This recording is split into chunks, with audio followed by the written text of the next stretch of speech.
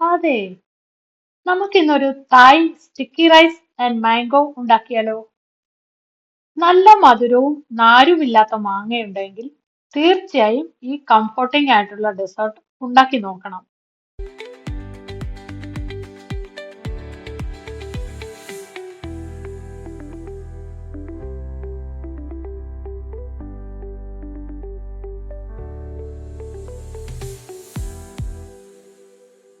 ഇതിനായിട്ട് ആദ്യം വേണ്ടത് ഗ്ലൂട്ടിനസ് റൈസ് ആണ്.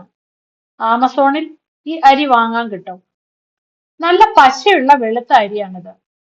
ഇത് 4 തൊട്ട് 8 മണിക്കൂർ വരെ കുതിരാൻ വെക്കണം. ഞാനിവിടെ 1 കപ്പ് അരിയാണ് എടുത്തത്. 1 കപ്പ് ഒന്നാം പാലും 1 കപ്പ് രണ്ടാം പാലും 1 കപ്പ് മൂന്നാം പാലും എടുത്തു വെച്ചിട്ടുണ്ട്. ഇത് അര ടീസ്പൂൺ ഉപ്പാണ്. 2 പാൻഡൻ ലീഫ് എടുത്തു വെച്ചിട്ടുണ്ട്. ഒരു 5 ടേബിൾ സ്പൂൺ പഞ്ചസാര എടുത്തു വെച്ചിട്ടുണ്ട്. ഈ പാൻഡൻ ലീഫ് ഇനി ഒന്ന് കെട്ടിവെക്കാം. ഇതിന് രമ്പയില എന്നും ബിരിയാണി കൈതയില എന്നും വിളിക്കാറുണ്ട്. ഈ ഇല ഇട്ട് വേവിച്ചാൽ നല്ല മണമാണ്. രമ്പയില ഇല്ലാതെയും ഈ ഡെസേർട്ട് ഉണ്ടാക്കാം. ഇനി നമുക്ക് അരി വേവിക്കാം. ഒരു പാത്രത്തിൽ കുതിർത്തു വെച്ച അരിയും 2-3 തേങ്ങാപ്പാലും ചേർത്ത് പാൻഡൻ ലീഫും അര ടീസ്പൂൺ ഉപ്പും ചേർത്ത് തിളപ്പിക്കാം. തിളച്ചു കഴിയുമ്പോൾ നമുക്ക് ഒന്ന് ഇളക്കി പാത്രം മൂടി വെച്ച് വളരെ തീ കുറച്ചിട്ട് നമുക്ക് സമയമെടുത്ത് വേവിക്കാം.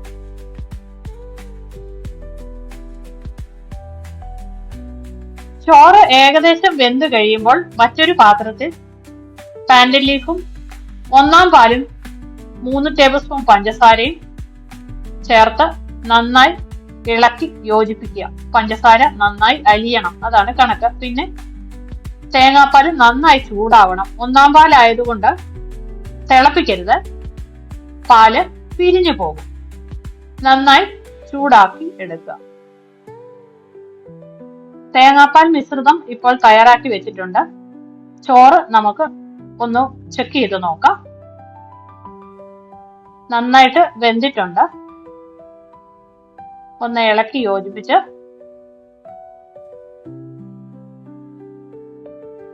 ഇതിലേക്ക് തേങ്ങാപ്പാൽ നമുക്ക് ചേർത്ത് കൊടുക്കാം. ഏകദേശം രണ്ടിന്റെയും ടെമ്പറേച്ചർ ഏകദേശം ഒരുപോലെയാണ് ഇപ്പോൾ. ഈ ഒരു രീതിയിൽ വേണം നമ്മൾ തേങ്ങാപ്പാൽ ചേർത്ത് കൊടുക്കാൻ. ഫ്ലെയിം ഇപ്പോൾ നമ്മൾ ഓഫ് ചെയ്തിട്ടുണ്ട്.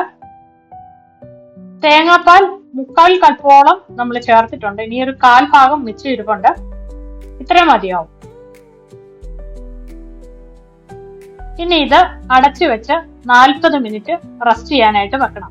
ഇടയ്ക്ക് ഒരു 10 മിനിറ്റ് കഴിയുമ്പോൾ ഒന്ന് ഇളക്കി വെച്ചു കൊടുക്കണം. ഇപ്പൊ ഒരു 10 മിനിറ്റ് ആയിട്ടുണ്ട്. ഇനി അതൊന്ന് ഇളക്കി കൊടുക്കും. ആ ചേർത്ത് കൊടുത്ത പഞ്ചസാരയും തേങ്ങാപ്പാലും എല്ലാം അതിനകത്തേക്ക് അബ്സോർബായി വന്നിട്ടുണ്ട്. ഏകദേശം ചോറ് ഒന്ന് സ്റ്റിക്കി ആയിട്ട് വന്നിട്ടുമുണ്ട്. ഇപ്പോൾ 40 മിനിറ്റ് ആയിട്ടുണ്ട്. നമ്മൾ ചേർത്ത് കൊടുത്ത കോക്കനട്ട് മിൽക്കും ഷുഗറും എല്ലാം നന്നായിട്ട് അബ്സോർബ് ആയിട്ടുണ്ട്. നല്ലൊരു ജെല്ല് പോലെ സ്റ്റിക്കി ആയിട്ട് വന്നിട്ടുണ്ട്. ഇതാണ് അതിന്റെ കറക്റ്റ് കൺസിസ്റ്റൻസി. ഈ ഡെസേർട്ട് കഴിക്കുമ്പോൾ ഒഴിക്കാൻ ഒരു സോസ് ഇനി തയ്യാറാക്കാം. അതിനായിട്ട് ഒരു 1.5 ടീസ്പൂൺ കോൺഫ്ലോർ ചേർത്ത് കൊടുത്തിട്ടുണ്ട്. പിന്നെ ഒരു 80 ഗ്രാം മിൽക്ക് പൗഡറും എടുത്തിട്ടുണ്ട്. തനി തേങ്ങാപ്പാലും നമുക്ക് ചേർക്കാം. മിൽക്ക് പൗഡർ ആണെങ്കിൽ നല്ല വൈറ്റ് കളർ ആയിരിക്കും, അതുകൊണ്ടാണത് എടുത്തത്.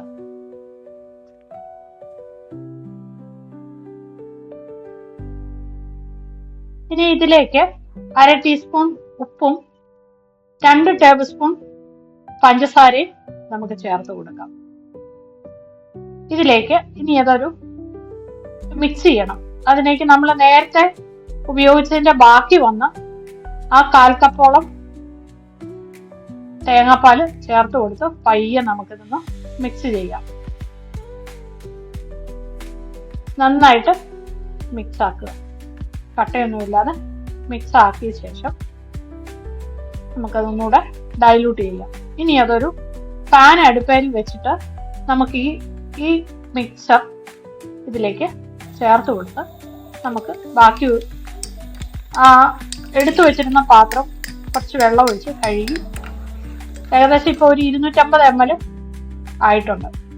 അതും കൂടെ ചേർത്ത് നന്നായിട്ട് മിക്സ് ആക്കി പഞ്ചസാരയെല്ലാം ഒന്ന് അലിഞ്ഞു കഴിയുമ്പോൾ സ്റ്റൗ ഓണാക്കി അതൊന്ന് നന്നായിട്ട് ചൂടാക്കിയെടുക്കാം. മിൽക്ക് പൗഡർ ആയതുകൊണ്ട് നന്നായിട്ട് തിളച്ചാലും കുഴപ്പമില്ല. 1-ാം പാലാണ് ചേർക്കുന്നതെങ്കിൽ നന്നായിട്ട് ചൂടാക്കിയെടുക്കാൻ മാത്രം മതി, അല്ലെങ്കിൽ പിരിഞ്ഞു പോകും. കൈ എടുക്കാതെ ഇളക്കി കൊടുക്കണം, അല്ലെങ്കിൽ കോൺഫ്ലോർ ചേർത്തിരിക്കുന്നത് കൊണ്ട് അത് അടിക്ക് പിടിക്കും. ഒന്ന് കുറുകി വരുന്നത് വരെ ഇളക്കി കൊടുക്കാം. ഇടയ്ക്ക് ഒന്ന് ചെക്ക് ചെയ്ത് നോക്കണേ. സോസ് ഇപ്പോൾ തിളച്ച് വരുന്നുണ്ട്. നമുക്കിനി ഇത് സ്റ്റൗ ഓഫ് ചെയ്ത ശേഷം 1 മിനിറ്റ് കൂടെ ഒന്ന് ഇളക്കി കൊടുക്കണം, അല്ലെങ്കിൽ അത് അടിക്ക് പിടിക്കും, കട്ട പിടിക്കും. കുറച്ച് സെസമേ സീഡ്സ് ഡ്രൈ റോസ്റ്റ് ചെയ്ത് വെച്ചിട്ടുണ്ട്. മാങ്ങ സ്ലൈസ് ചെയ്ത് വെച്ചിട്ടുണ്ട്. നമുക്കിനി റൈസ് ഒരു മോൾഡിലിട്ട് ഷേപ്പ് ചെയ്തെടുക്കാം. അതിനുശേഷം സെർവിംഗ് ഡിഷിലേക്ക് മാറ്റാം. മുകളിൽ കുറച്ച് സെസമേ സീഡ് ഡ്രൈ റോസ്റ്റ് ചെയ്ത് ഇട്ട് ഡെക്കറേറ്റ് ചെയ്യാം. അതിനുശേഷം മിൽക്കിന്റെ സോസും മേളിലൊഴിച്ച് നമുക്ക് സെർവ് ചെയ്യാം.